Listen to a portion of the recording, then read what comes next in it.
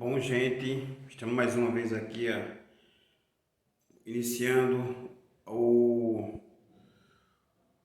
episódio 7 aqui do livro Os Templários em Portugal, né? Parte 1A. Vamos concluir o capítulo 1 e iniciarmos o capítulo 2, certo? Mas antes eu queria falar para vocês que me desculpar porque nós iríamos fazer essas postagens mais cedo, mas eu estava em Garanhuns fazendo toda a cobertura do Festival de Inverno, né? Pelo Divulga Agreste, né? Portal Divulga Agreste, uma parceria minha e do meu amigo John Wesley. E estamos credenciados como repórteres e estamos fazendo toda a cobertura. Então, aqueles que me seguem já sabem que eu tenho um canal que fala de artes e templarismo no YouTube. Tem outro que só é para os irmãos da Nova Ordem de Cristo. E agora vamos começar com esse outro de divulgações, né, de arte. Então, apenas divulgação para pesquisas, reportagens, certo? Da parte cultural aqui da região, certo? Bom, na página 38 aqui do episódio, nós temos aqui, seria ela que influenciava deixa eu falando aqui, igualmente a cavalaria arábica possuía suas regras e estatutos, oriundos da ordem de Assis, ou assim, fundada do Cairo, cerca de 1090, com a qual os templários andou com intimidade, certo? Seria ela que influenciara os almorávidas e os almohadas da Península Ibérica, porque por seu turno andando de intimidade com sefaditas, judeus aqui radicados, uns e outros, procurando a identificação de Meca ou de Jerusalém no Ocidente.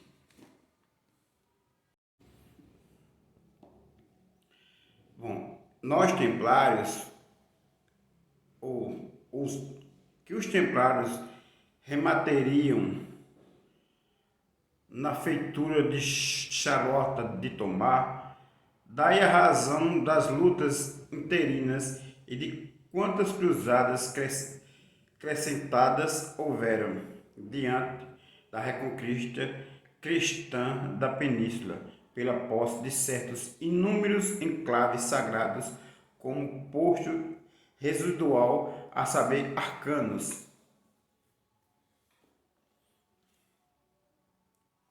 Muitos desses postos não foram tomados pelas armas, de maneira a não manchar o sangue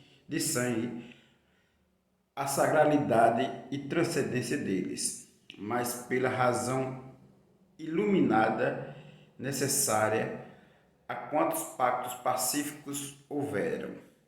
Como falei anteriormente, gente, nós templários também trabalhávamos como grandes cônsules, né? Pessoas que fazíamos negociações internacionais antes de haver uma cruzada, antes de haver uma guerra, certo? Exemplo de ecumenismo medieval, no lugar onde se fundou oficialmente, nos inícios do século XVII, o culto do Império Popular do Espírito Santo em Alenquer.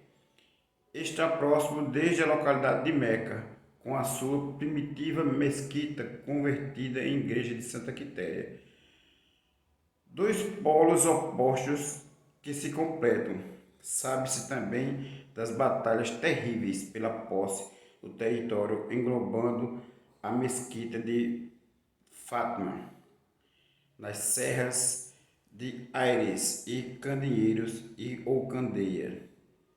Já Sintra, como por exemplo, inteiramente oposto, foi tomada não pelas armas, mas pela razão, portanto ocupada pacificamente pelos templários, liderados por Guy de Pai.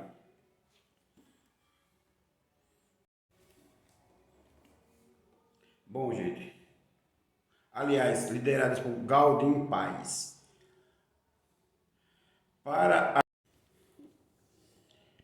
Para a mentalidade medieval, a Guerra Santa, ou FAT, equivalia, no contexto reservado dos esclarecidos, a uma busca dinâmica da iluminação interior pela morte do inimigo exterior, que poderia ser não só um elemento humano, mas fundamentalmente um estado psicológico de alma a se vencer. Por outras, um defeito de caráter a ser retificado. Para os orientais é a via de Krishna, ou do guerreiro, poeticamente denominado pelos chineses mongóis de tibetanos de caminho do dragão, e pelo hermetismo afro-europeu da Idade Média e remanescentista, o caminho do tigre ao leão.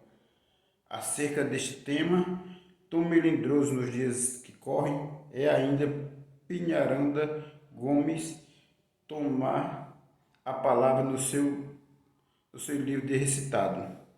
Matar e guerrear são atos que a psicologia medieval relacionava a um sentimento negativo ou deficiente. O ódio, El Rei Dom Duarte, atento glossador das teses filosóficas da medievalidade, versa o problema da guerra dentro do capítulo acerca do ódio. Eita, formiguinha chata. O problema da guerra é abrangido pelas disciplinas da ética e da política, sendo grave matéria para todos os direitos, porque a guerra supõe a eventual necessidade de morte. Porque as guerras não se definem como um jogo que o vencedor é que cumpre as regras e leva o adversário a desistir da luta. Quer dizer, transcende o torneio dos campeões, supõe a morte como recurso, e na batalha o recurso, a morte, pode ocorrer a todo momento, mesmo que o militar prefira colocar o adversário fora do combate, seja sem lhe tirar a vida. O primeiro teorizador da guerra justa foi Santo Agostinho de Hipona, e suas ideias adequaram-se com justeza da ideologia da cruzada e, portanto, das ordens militares.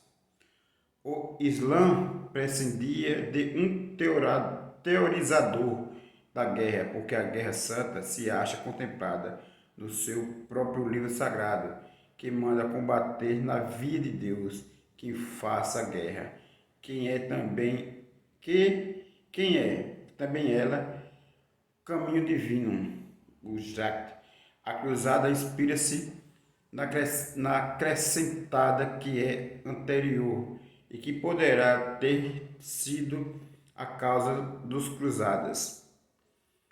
Por Santo Agostinho, a guerra justa era, claro, esta, a Bellum Romana, sob o signo do novo império da Igreja de Jesus Cristo. Meu Deus, como é que eu fiz isso? As tropas combatem sob o pavilhão da bandeira, o perdão, o vestulum de Cristo, a bandeira partida em duas cores, branca e preta, sendo da partição que a cruz desenha, Bex Patrio, ex auam, es mic collabore, em que o branco representa a conduta e o preto afronta aos leões. Na simbologia mais cerimonial, a bandeira pode conter em cercadura a legenda Nobles, não a nós, Senhor, mas a vós o nome dai a glória, que é o versículo 1 do Salmo 115.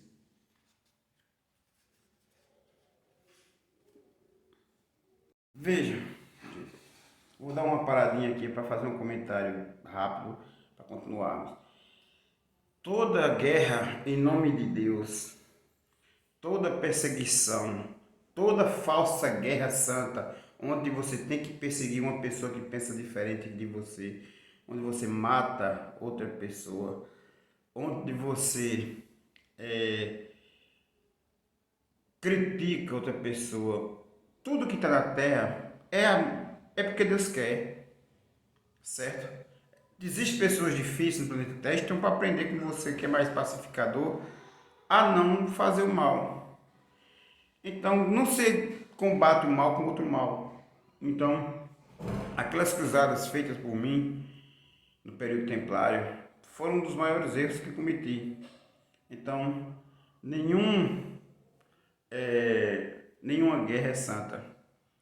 Não se mata em nome de Deus, não se persegue em nome de Deus, não se julga ninguém em nome de Deus, porque quando você julga uma pessoa, você analisa nela o defeito que você tem, mas não consegue admitir que tem. Então, cuidado com seus julgamentos. Muitas vezes eu critiquei políticos e hoje em dia eu percebo que eu tinha a mesma mentalidade que eles tinham quando eu fui o Jackson Muley. Então, muito cuidado com o que você pensa, como você age, como você trata as pessoas. Seja gentil, procure ser altruísta, procure se colocar no lugar do outro. Tenha empatia, respeite. Eu acho que devia ter uma religião chamada respeito, porque o respeito abre muitas portas e a falta dele fecha milhares. Todo mundo tem o direito de pensar diferente de você, o direito de ver, e estamos na Terra para aprender a gostar uns dos outros pensando diferente. Eu sempre vou repetir isso, minha gente, porque não estou falando só para vocês. Isso é uma autoprogramação mental para mim, é um rito crístico que eu faço para mim, mas que vocês possam escutar, porque pode ser alguém que pensa, que está como eu precisando escutar isso, entende?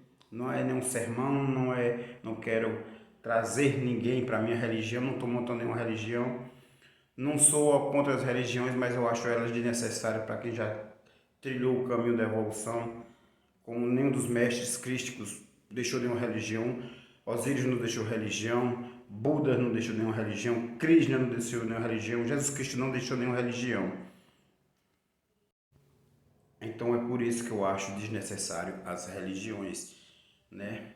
Visto que elas criam essas cruzadas, essas brigas, a minha religião é a mais perfeita, minha religião é a verdade, é o verdadeiro cristianismo. O verdadeiro cristianismo vai começar em você. Você que é o templo que tem que ser destruído e reconstruído em 7 dias. Você vivo você sempre vai estar. Usando o corpo biológico ou não, você vai ter que morrer e renascer dentro de você para se tornar cada vez mais perfeito. Essa é a iniciação. Essa é a busca por você mesmo. Não adianta frequentar milhões de religião, não adianta entrar em milhões de ordens iniciáticas, discretas ou secretas, não adianta guardar todos os conhecimentos se você não aplicá-los. Se você não adianta você chegar ao grau 33 de maçonaria, não adianta você chegar no grau 95 da maçonaria egípcia, mestre hindu, samurai, se você não só comprou diplomas, só comprou vestimentas, só comprou medalhas, mas não vivencia elas. Você carrasca com sua família, você é um político corrupto, você é um religioso que persegue outras pessoas, se você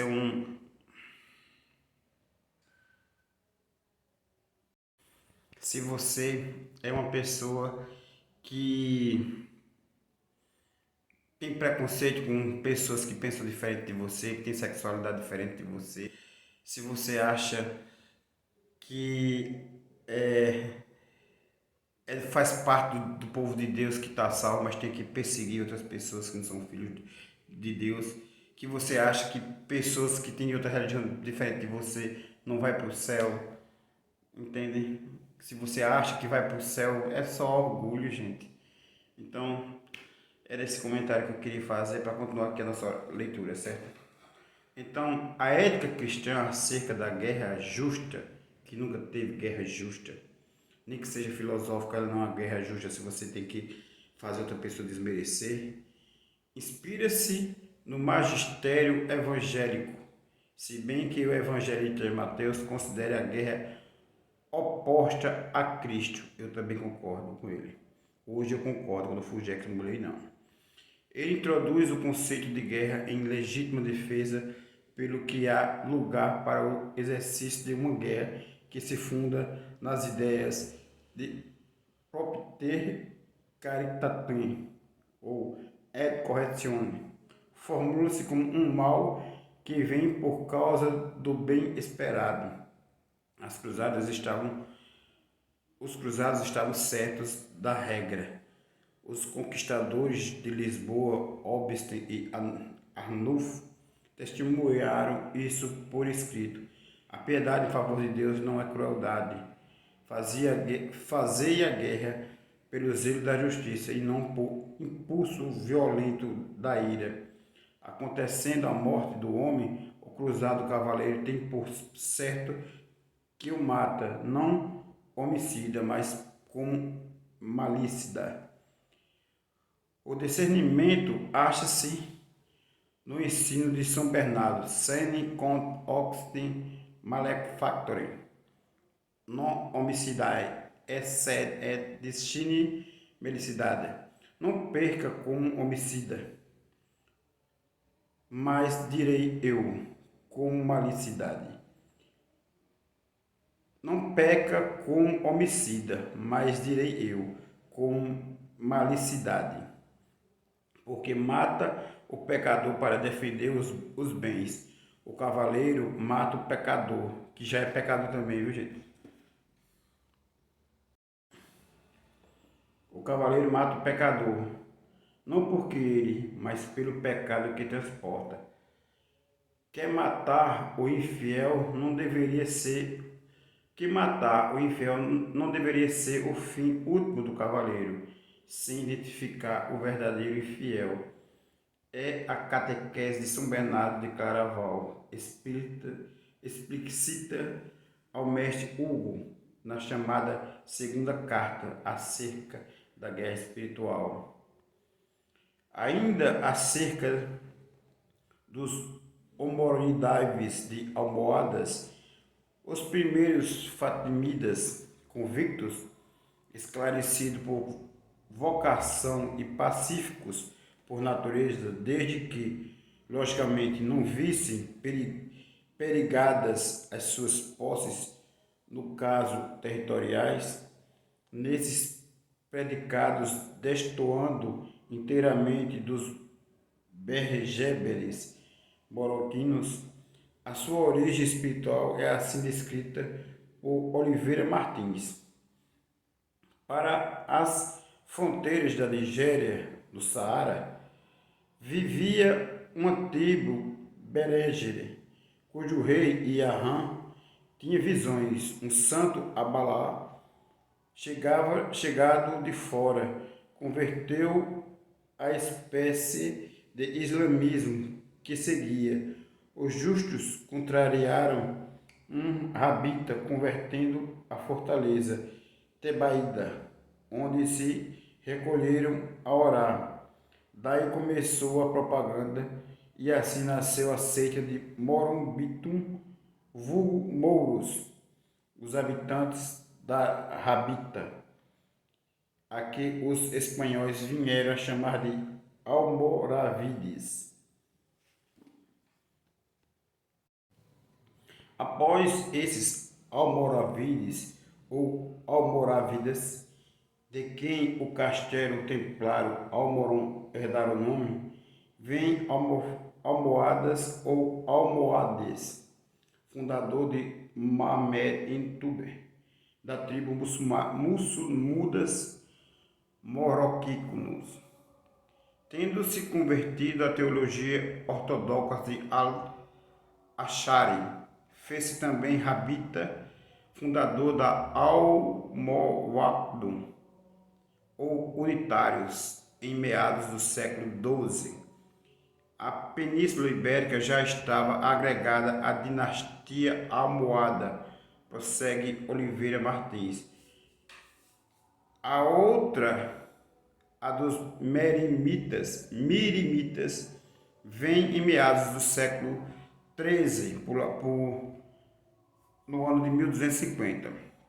Substituir a anterior, mas a história do domínio saraceno na Península Ibérica pode dizer-se que termina nas Centúrias, e desde que a vitória aos almorávides torna a Espanha vassala de El-Múnimo, sucede-se caído na mão dos reis cristãos no século XIII. Apenas o reino de Granada, a qual a história dará ainda mais 200 anos de existência, representa como relíquia da antiga Espanha muçulmânica. A Península Ibérica, sob o domínio árabe, tinha em seu seio núcleos judaico-cristãos, almofá ou almojas, juntas a canecas ou a camessas ou a alquexa, subordinados a hierarquias políticas e eclesiásticas vigentes, que os tolerava e respeitava. Durante esse domínio, as populações judaico-cristãs mais cristãs ficaram moráveis, isto é, como que árabes, na cultura, nos usos e costumes, até na caldeação de saques diversos. A cultura arábica foi a alvorada para o arranque do progresso e passagem da Idade Média à Renascença.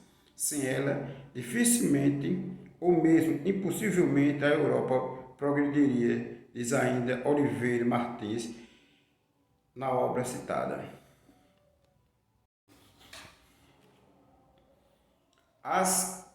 Os califas de Bogotá tinham agentes em Constantinopla, na Armênia, na Síria, no Egito, encarregados de comprar livros gregos que eram logo traduzidos para o árabe, Al-Mamun, entre o ano de 803 a 833. Presidia em pessoa a Assembleia dos Sábios, e as livrarias dos doutores davam para carregar muitos camelos. A dos Fatímidas do Cairo contava, ao que dizem, 100.000 volumes, e os Omíadas da Espanha assegura-se que detém reunidos mais.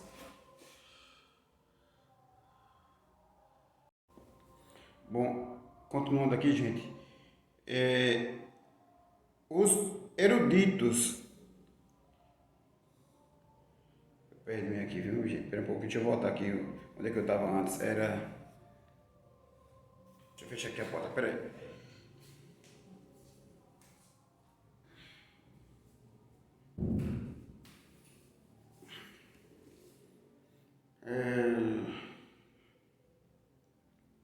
Dizem os eruditos que nestas grandes bibliotecas era onde se achavam as obras de Platão e de Euclides, de Apolônio, de Ptolomeu, de Hipócrates, de Galeno, subsequente de Aristóteles, e mais lido o Gábalo entre todos, e ainda a literatura, a retórica e os comentários do Coroão ocupavam a máxima parte das estantes. Bom, gente, só falta uma folha para nós começarmos no próximo episódio, no capítulo 2. Então vamos concluí-la, certo? Os inconciliáveis aparentes da história de Portugal em seus primórdios subjacentes, as contendas imediatas na formação geopolítica do reino que se queria e teve, e também essa com imensos hiatos, só se poderia ampliar plausivelmente por via das políticas subterrâneas ou internas das ordens religiosas e militares, cristãs e arábicas, e a dianteira dos destinos destas partes do mundo em que coabitavam, não raro, juntas no mesmo espírito fraterno que uma e mesmo sabedoria única, primordial, lhe infundia a nortear. Nisso estão os almorávidas, fatimidas e os templários, marianos, ambos hipertúlicos. Esse saber arcano, velado e diabólico para as mentes comuns despreparadas para tanta luz, mesmo assim hoje mesmo percebe-se o seu dedalo em muitíssimas das artes pictóricas e escultóricas deixadas à posteridade, como igualmente nas inúmeras